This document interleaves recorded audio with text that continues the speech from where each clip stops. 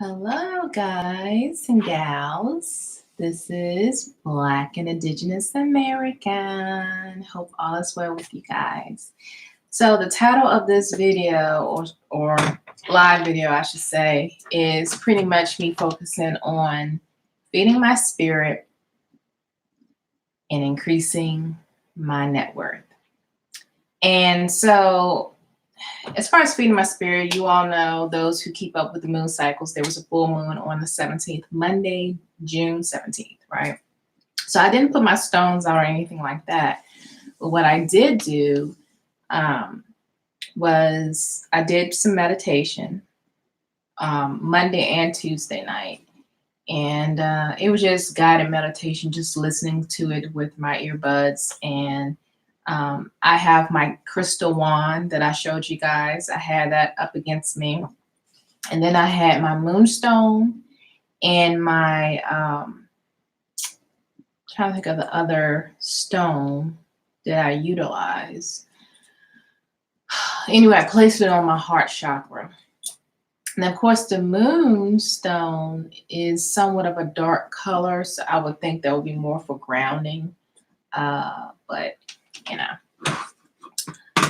that's what I did the past 2 nights. So, I didn't put my stones out, but apparently that would have been a great time to put your stones out. Let's see what else.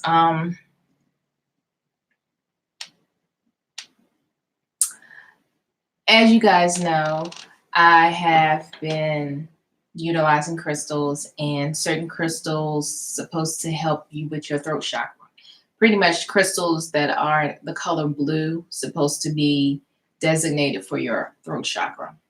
So I carry Amazonite in my bra on the right side. Apparently the left side, darker stones like hematite and tourmaline. With tourmaline, I have a raw piece of tourmaline, so I wouldn't necessarily put that in my bra. But hematite, onyx, dark stones will be on your left side. So, you can put it in your left pocket or what have you, but I have it in my bra. So anyway, I say all of this because I've mentioned in the past some challenging personalities on the JOB.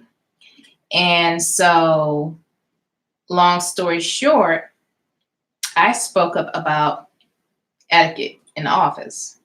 That, okay, this company has periodic webinars on different things like safety, spam emails, things like that. And then I thought, okay, well, since I don't necessarily have my office at that particular establishment, and I share space with several people, and majority of the people there are very chatty and extroverted, to say the least, I think there should be some sort of reminder webinar of just, things you should and shouldn't do when you're in close proximity with other people, when you don't have your own space, your own office where you can shut the door if people get, pretty loud or, distracting. So anyway, I contact HR, and HR pretty much was like, okay, I will get in contact with your manager and we'll go from there and see what we need to do for that particular office, to kind of tailor it for the office, which I didn't like that idea. I actually wanted it to be like a general company-wide webinar versus let's pick on this department or let's pick on these people. I don't like that. I like to stay, kind of discreet with that. So anyway, I get a call from the boss, and he leaves a voicemail. And I guess he left a voicemail when I was about to leave the office because, I contacted him the next day and we had a conversation on the phone. His office is in Virginia and I'm in Maryland. So he was like, tell me your thoughts about this webinar that you requested, like, why do you think there needs to be one for that office? And I explained to him, I'm like, I'm not trying to call anyone out. I just feel like sometimes people forget that other people are not on their lunch break. For instance, and I use this scenario, or not scenario, but this analogy, I should say. I said, it's as if you are sitting in a library, reading a book or researching or doing whatever you need to do. And there's literally a sports bar in the middle of that library. I said, at times, that's how it is there. The point is, there's several managers that's been in and out of the office. There's this one guy that I worked with for maybe 6 months or so. He's been in the office. He's now part of corporate headquarters, and he is an attorney, and he knows. So I have a witness there. He comes in every so often. He does audits, right, for the office, internal audits. He knows. Another attorney knows. That's like VP of whatever, because he's been there and he's been exposed to that. So it's not like my word and then everyone else don't see an issue. Other people have noticed, yeah, this office is very, wow. And so I brought it to his attention, and he was, the boss. And he said, well, I am aware that they have been disruptive. Some people have been disruptive, and I did witness some of that. And I had a talk with management in that department, and a lot. He was like, but it seems like we're going to have more conversations about that, right? And then I told him, I said, well, I did notice some improvement. Is less football game kind of atmosphere, less of that. But there are times where people forget that even though they're on a lunch break, the rest of us are not on a lunch break. Or if there's a particular case that they're working on that apparently is critical, that doesn't mean everyone else has to hear all of the conversations about that one file, versus getting up and going to that person's workspace and talk with them that way, versus screaming across the office, which is very disruptive.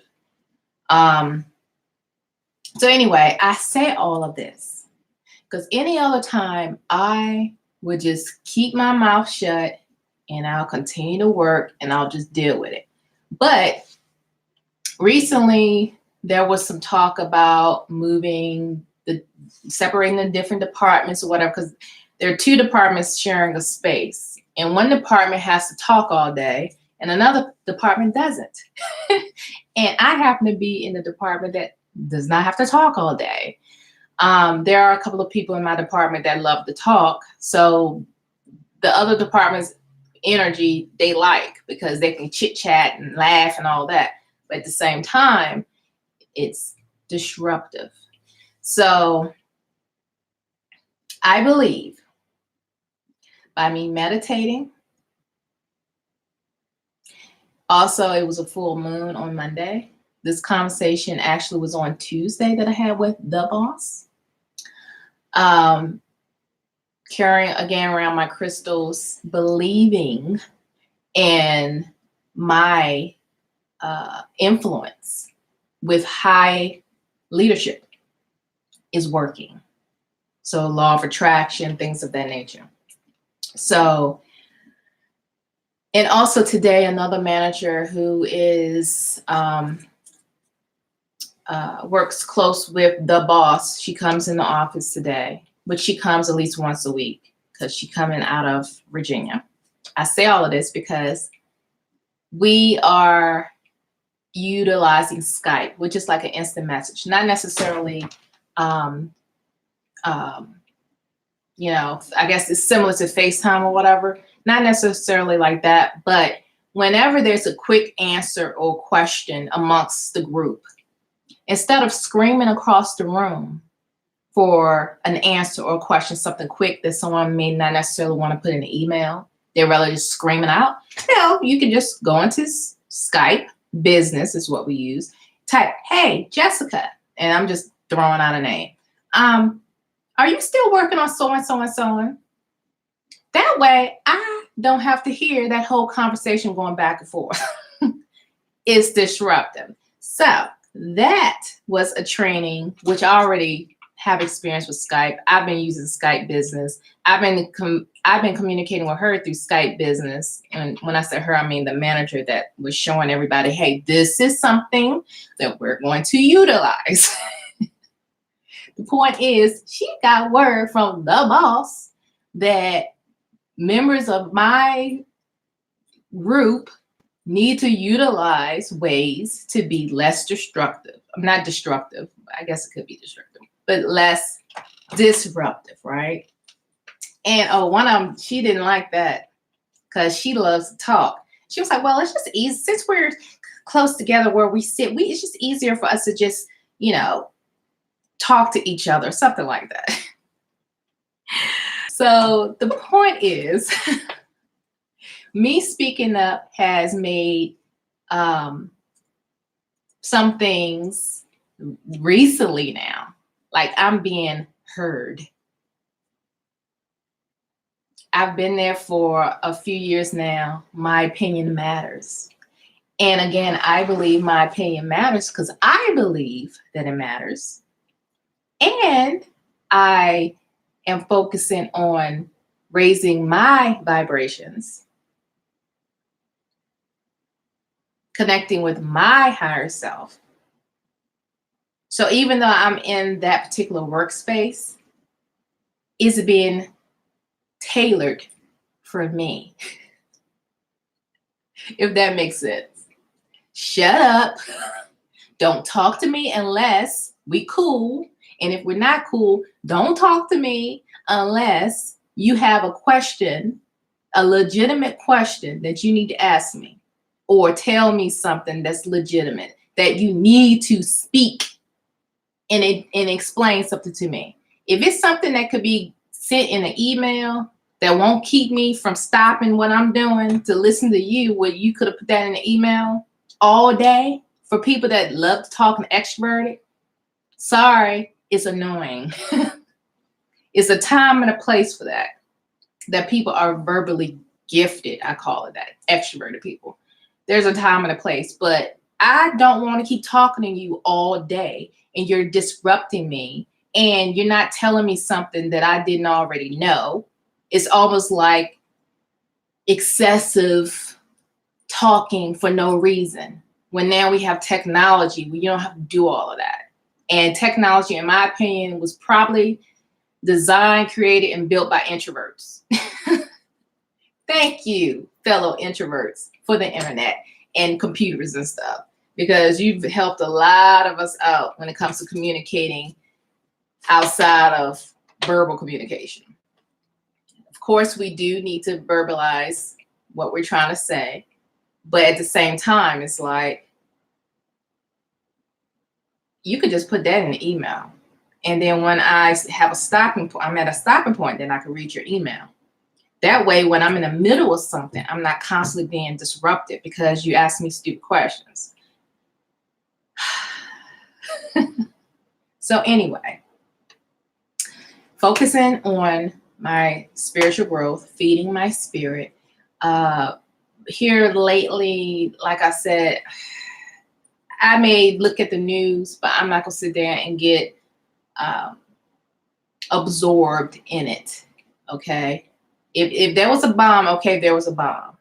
I don't need to keep hearing about that same whatever it was all day. It's a repeat. It's on repeat. It's on repeat. It's not even a different anchor talking about it. It's the same anchor, but it's on repeat. I don't need to see that. Yes, there was a bomb. I'm so sad to hear innocent people died. But at the same time, I choose to not dwell on something like that, especially if it's not like directly affecting my loved ones or myself. Now that can sound kind of standoffish or whatever, but if one continues, especially if they're an empath, if one continues to keep watching and listening to that all the time, all day, every day, you have a nervous breakdown and your vibrations are all the way down where you're just attracting more and more tragedy and depression and everything else into your life. So the point is, I've decreased that drastically. The clown in the White House, who, huh? Who's that? What? I don't even pay attention to all that, even though I'm aware of what's going on. But I don't sit there and follow that on social media. I don't constantly look at that on the news because a bigot is a bigot. An a-hole is an a-hole. Is there anything else that we don't know that we didn't already know? That kind of stuff. Also praying, obviously, being thankful and having gratitude, right? What I started doing on my way to work is I actually will speak what I expect in my future, almost like journaling, but I'm speaking as if it's already present. Like when I'm in the car and it's like 7:05, I speak, verbalize. I said, I am now waking up and I'm stretching and yawning. And I'm preparing my day mentally, spiritually, physically. I'm going to get up, brush my teeth, and wash my face. I'm going to make myself some herbal tea, maybe drink a couple of glasses of lemon water, maybe with some cucumbers. And again, I'm preparing for yoga. And I'm stretching and I'm thankful. I have gratitude in my heart. And so I'm actually speaking this as if that's what I'm doing, almost like a narrator, right?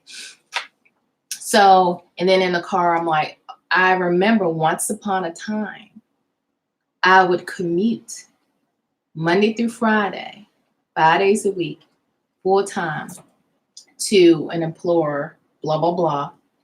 And I was so thankful for an opportunity to be employed. So what I was doing was actually commuting. Obviously, I was driving to work and I was speaking, verbalizing it as if it was past tense, like a past reality. But when I talked about yoga and drinking herbal tea and everything, I spoke as if that was present. So I know it can sometimes get a little confusing, but that's what I've been doing this week thus far. And again, with the full moon and everything, I think it was in Sagittarius full moon. Apparently this moon or this cycle is very strong for manifestation. So I say all of that because you have to have gratitude. Thanks. Gratitude, thanks, is the gateway to the righteousness. I remember this. This was in Psalms chapter 118. I forgot which verse, but I actually listened to that on Bible Gateway, I believe, every Sunday when I'm burning my candles and putting out my affirmations and things like that. That's what I typically do on Sundays. So Psalms 118, that is a powerful, powerful chapter. And there's a part in the chapter where it says, I give you thanks. That is the gateway. Give thanks. That is the gateway for the righteousness or for the righteous. That's, each version of of scripture is a little different than others, but The version that I listen to is, I think it's NIV. So I do burn candles. I wouldn't necessarily say I have a 7-day candle or anything like that. But on Sundays, I burn a gold candle stick, and it's a birthday candlestick. And before I do that, I write the things that will be manifested, or as if it's already been manifested, like holistic health, wellness, higher self, connecting with higher self. I put on lottery jackpot winner. So all of these things, love, wisdom, intellect. And as much as I can write on that gold candlestick, that's what I do. Thus far, most Sundays I do that. And then I burn it. And like I said, I play a few Psalms, like Psalms 14, Psalms 72, Psalms 111, and Psalms 118. Those are the Psalms that I play over and over again, probably for like 30 minutes to set the tone for the week.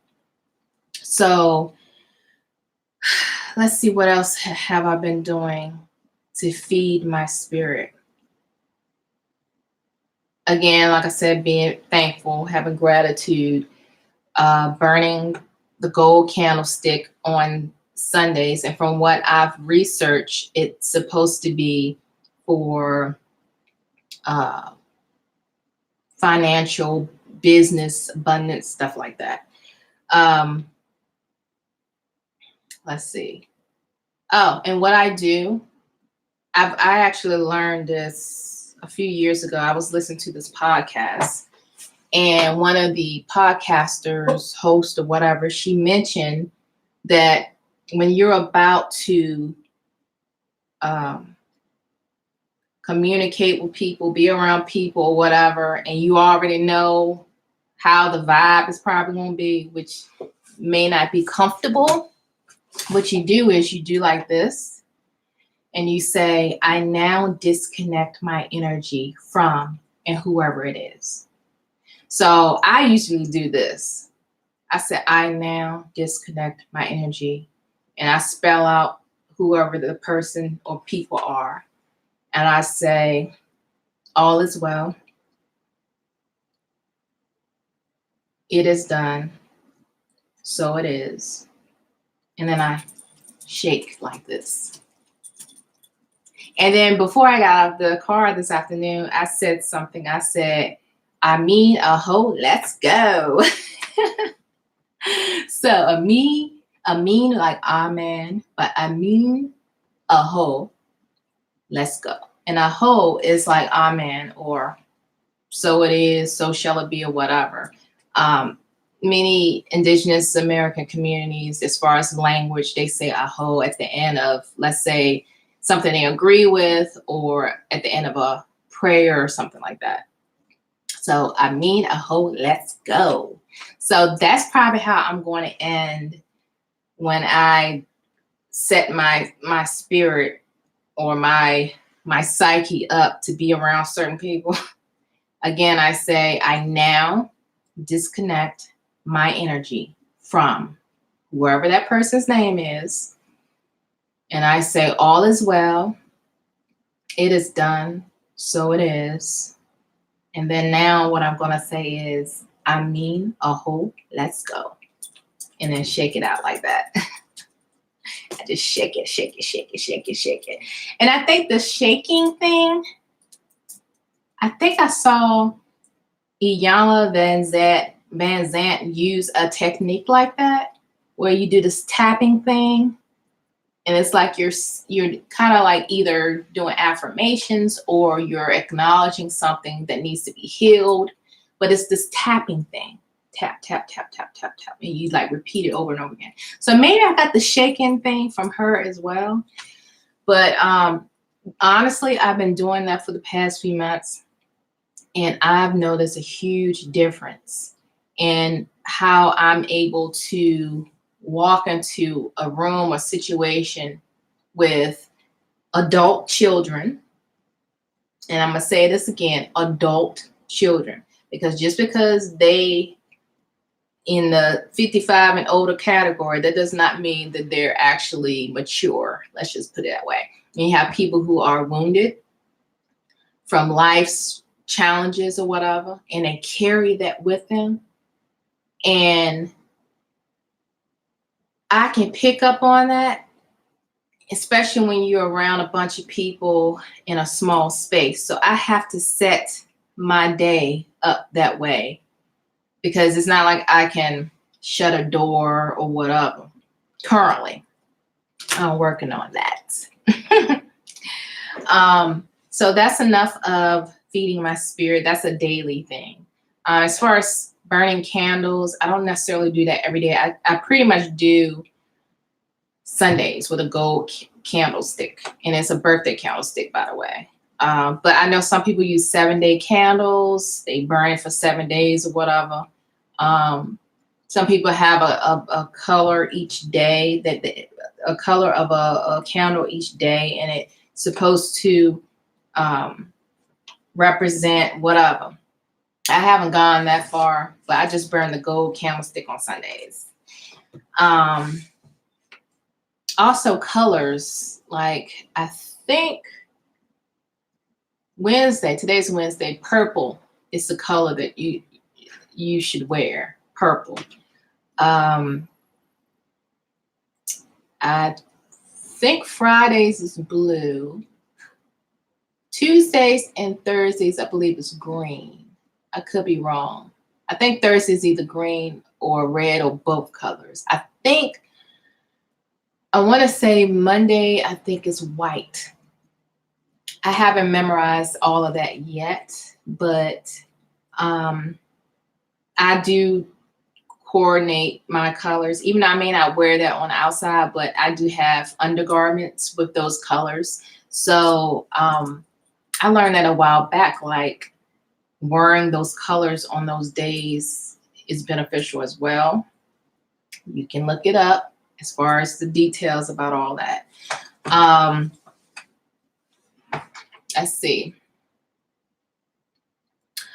What else am I doing? Let's see.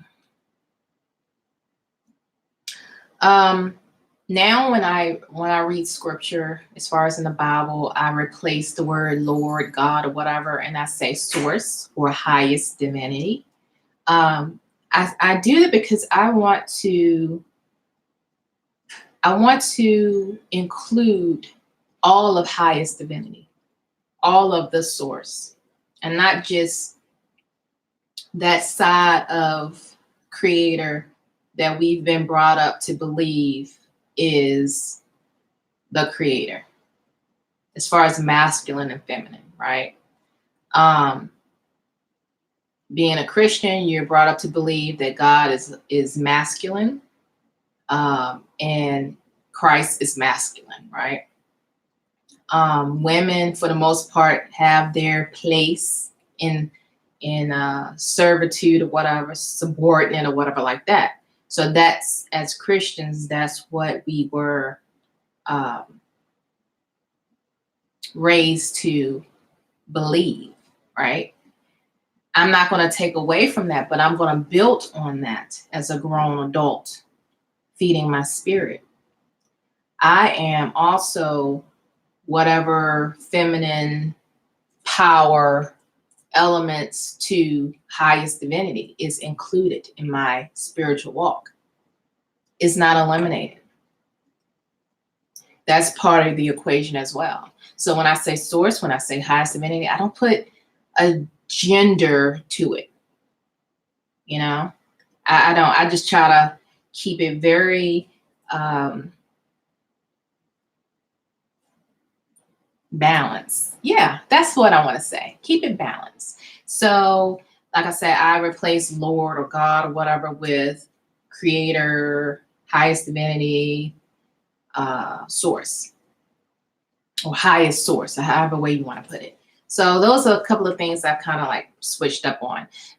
Currently, I'm still learning about decoding in general, decoding movies, but more so on the spiritual side of things. So I'm dibbling and dabbling in that, because sometimes when you read a scripture, you're distracted by the surfacey interpretation and you don't go down deep because maybe you haven't been taught to go down deep, or it was frowned upon to even question, or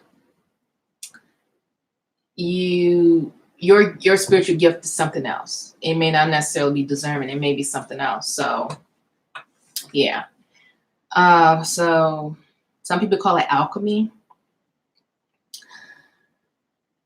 I'm sure there's another word or term to describe what I'm saying, but I've been hearing alchemy more so than anything else. As far as decoding.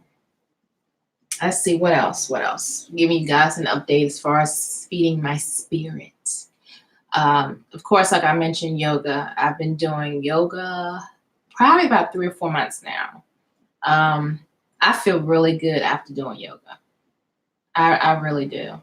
As far as feeling light, and it's spiritual. Let's just put it that way. It's spiritual. For anyone who does yoga, you know what I'm talking about. Let's see.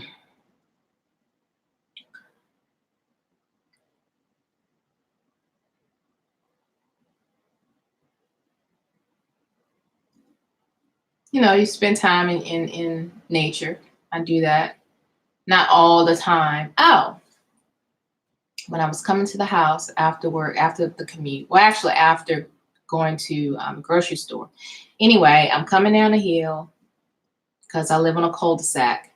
And when I got almost at the end of the cul-de-sac, here comes this black cat walking in front of the car. Now, I'm not going that fast, so I had time to, stop. And it decided that it wanted to go back where it was originally. And I started to accelerate a little bit once I saw the cat had, got out of the road. And then when I looked to see where it went, it like literally disappeared. I didn't see it evaporate or nothing like that. But it literally, when I saw that cat and I put down on the accelerator on the gas, and I was looking to see, like, did it go behind a bush or something like that? Or is it going to walk on the sidewalk? It's as if that black cat was not even there. And I mentioned a black cat because a lot of people see black cats as a negative thing, right? I know I was brought up, a cat cross your path, you put like 3 crosses or whatever on your window, your front window or whatever. And that's supposed to protect you from anything negative that black cat's supposed to represent. I don't believe that anymore. I doubt. They're sweet.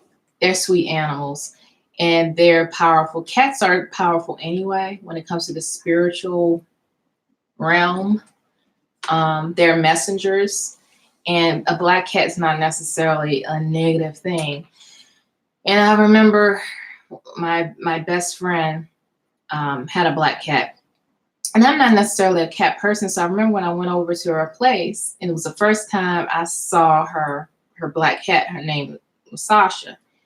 And this cat came right to me and started purring and rubbing all up against my feet and leg or whatever. She was the friendliest cat. And my friend was like, she doesn't do that with everybody. She will check you out or whatever, but what she just did right there, she does not do that to everybody. So she really liked you. I was like, okay, black cat. But after that, I was like, yeah, that whole black cat superstition thing is sad. Black cats get a bad rep. They really do. And I thought about Sasha, because Sasha actually died about a year ago. And she looked like Sasha, the same cat. But when I try to look, like within seconds, I try to look to see where the cat went. Couldn't find a cat. Didn't see the cat. I say all of this. Maybe that was Sasha. Maybe that was Sasha. I don't know. So that's my spiritual, feeding my spirit. Listening to, again, guided meditation, listening to wind chimes, through YouTube. That's been very helpful. That helps me calm and soothe, especially in the evenings. And also, as far as the financial thing, I heard about Robinhood.com. And I have investments, through work stock. They give their employees a certain percentage of a stock in the company, depending on how much time you vested, or you vested in the job. So obviously, if you work there 6 months, you're not going to get 100% vested in, right? But the longer you're in the company, employee or whatever, you get a larger percentage of that 100%. So there's that. There's 401k. And then that was it. Like, I haven't invested in anything else. So I came across Robinhood via YouTube because I was listening to ways to invest, and just trying to understand better stocks, bonds, IRA, Roth, and all that, right? So the stocks where I work, my company stock is worth over $3,000, just so you know. And so obviously I'm grateful that was part of my benefits package, is to be invested in the company through a stock that's given to me, depending on how much you're vesting in or whatever, like I said. So obviously at this point in my life, I'm not going to be dropping $3,000, $4,000, $5,000 for one stock. Okay. But then I found out about Robinhood. I watched a few YouTube vloggers. One in particular, his name is Bruce Wanning, Wanning. He has 3 N's in his last name. I really like his YouTube channel, and I've been really watching him talk about different things. He's been doing this investment in stocks and stuff like that for about a year now, or close to a year, I think. But anyway, he's been using Robinhood, and several other people have been using Robinhood. And for people like me who are just learning and want to be able to pick and choose which companies I want to invest in, I really like this platform. One thing about it is, though, when I first signed up for an account, which is free, by the way, it was on a Friday afternoon, and obviously closed a business or whatever. And so in order to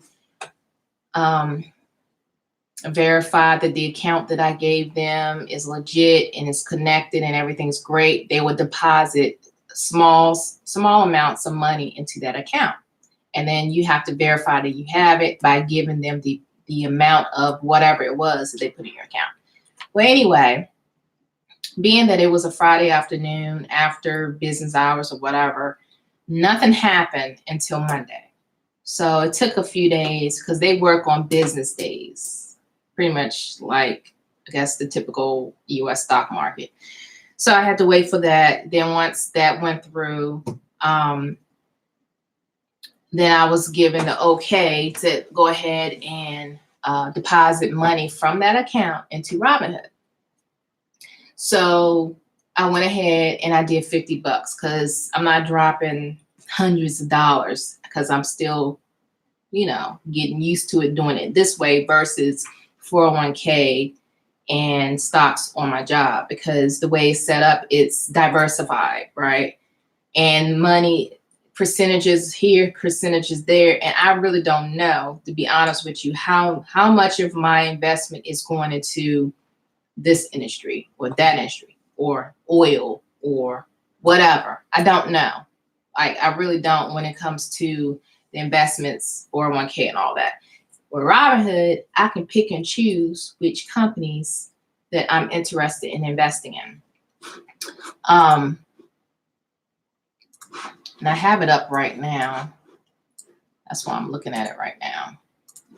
So Anyway, when you sign up for Groupon, I mean, not Groupon, when you sign up for Robinhood, and once everything goes through, and again, I put $50 in there, and they say it could take up to 5 business days for that money to actually be withdrawn from your checking account or whatever account that you're using into Robinhood. However, you can go ahead and do, it's like an instant deposit that they will go ahead and allow you to start buying stocks or whatever. But you got to pay attention, because if you if you bought shares or whatever on Robinhood, that's $50.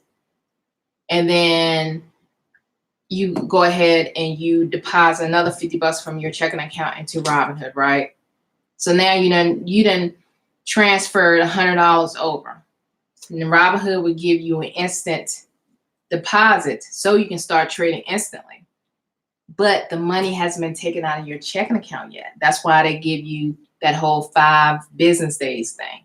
Because if you don't pay attention, right, then eventually you be like, where did this $100 taken out of my account? Okay, because you weren't keeping up with your withdrawals or direct deposit, whatever you want to call it, into Robinhood. So you kind of got to be careful with that.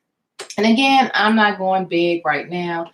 I'm taking it slow and I'm monitoring. So anyway, let's see. So Bruce Wanning mentioned Robinhood. He actually showed his account and how he invested and different things to look for. For instance, he mentioned look for higher market caps, like $1 billion at least. So that's a good indicator. And again, go to Bruce Wanning's YouTube channel, Bruce Wanning, Wanning. He can explain a little bit better than I can, because I'm just starting. But so he mentioned REIT. They have high dividend yields. For instance, he mentioned AGN, C investors or whatever. They have a 10% dividend yield. Again, he and a lot of these other people can explain a lot better than I, but I'm just saying all of that because I have my little stickies here next to the keyboard. And right now, when you sign up, you get a free stock. That's another thing too. You sign up for Robinhood, get an account, they actually give you a free stock. There's 3 cards that you pick, almost like pick a card, right? Like tarot readings or something. You pick a card and then that's what you get.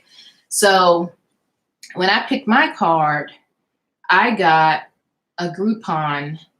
I got 1 share of Groupon. The price was $3.54. And yeah, so that was given to me. And then I went ahead and, because I care about the environment, I went ahead and invested 1 share, which was $11.55 today with Hydrogenics.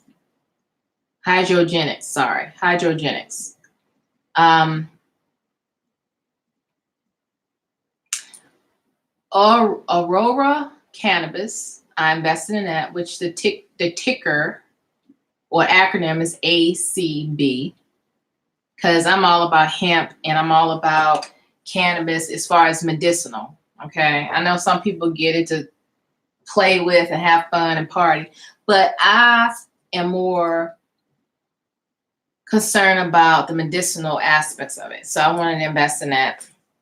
And then I invested in the resort RRR, like Rainbow RRR. Now, that was $21.78, by the way.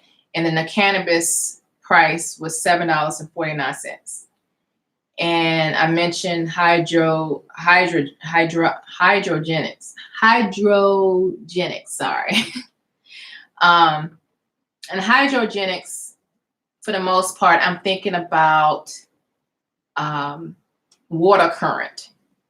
And I think they have some machines or what have you, technology that they have installed somewhere on the coast, somewhere, and they're utilizing the current from the water to produce energy versus digging up fossil fuels or whatever, put in your cars or to warm your house or cook your food with.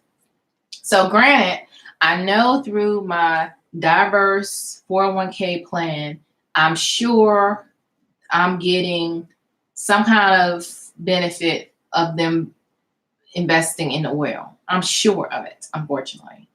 Oil, gas, right? Top dollars in this country. But at the same time, on Robinhood, I'm picking and choosing the companies that I want to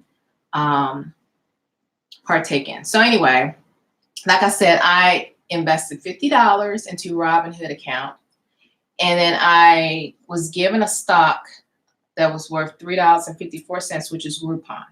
So right now, my buying power, that's what they call it, whatever your left cash you have in that account, is $8.16. So I'm sitting here thinking, what else could I purchase? You know, maybe one stock that's worth $8 or whatever. But what I want to do eventually is focus on index funds. There are multiple stocks, and they have dividends, variable stock. I'm just reading what I jotted down. You're looking for stocks with a return annually of 6 to 8%. So there's index funds, also REIT,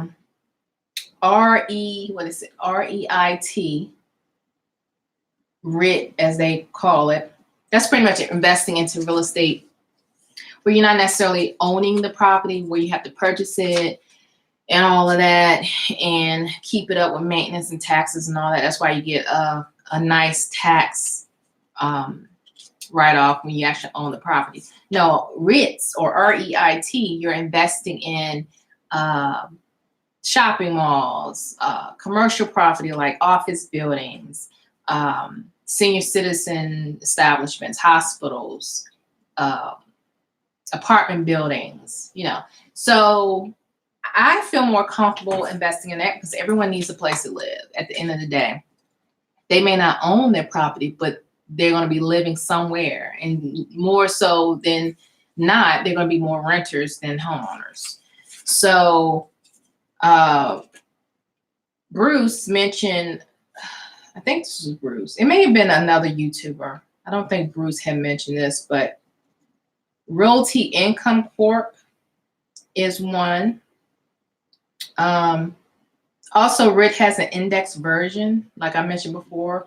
When you invest maybe a couple of $100 and it's like several stocks within that particular industry, and you have a percentage of your money going in all these different stocks versus what I'm doing here with Robinhood, because that could be very expensive. So index funds has multiple stocks that you can partake in. Also bonds, he mentioned, they're safe, stable. This is for long-term type of investments.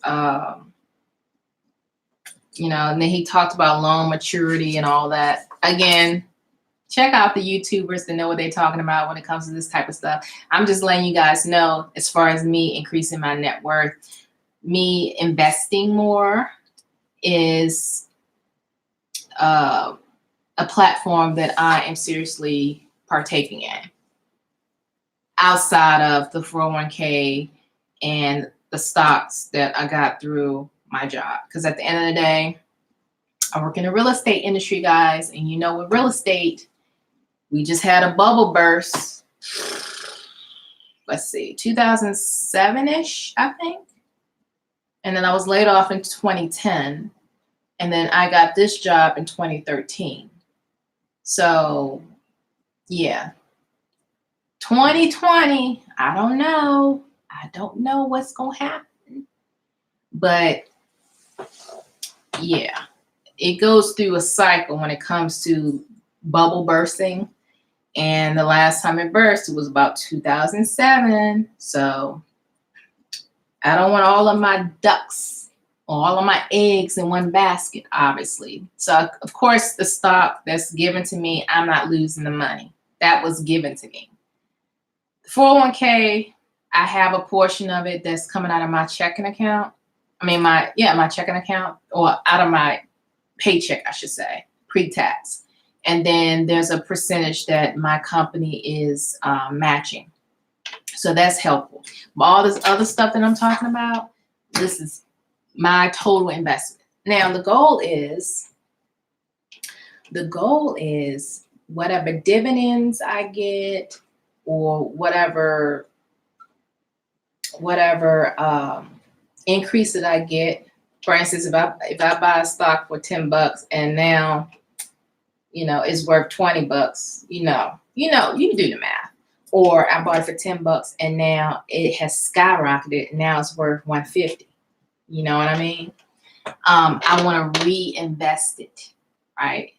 I don't want to just sell it and then take it.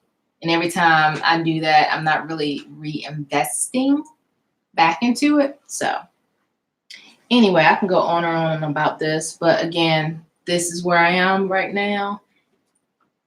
Feeding my spirit and increasing my net worth. Thanks for watching, for those who watched and those who are going to watch in the near future. I appreciate you guys. And until next time, toodles. Aho. Let's go.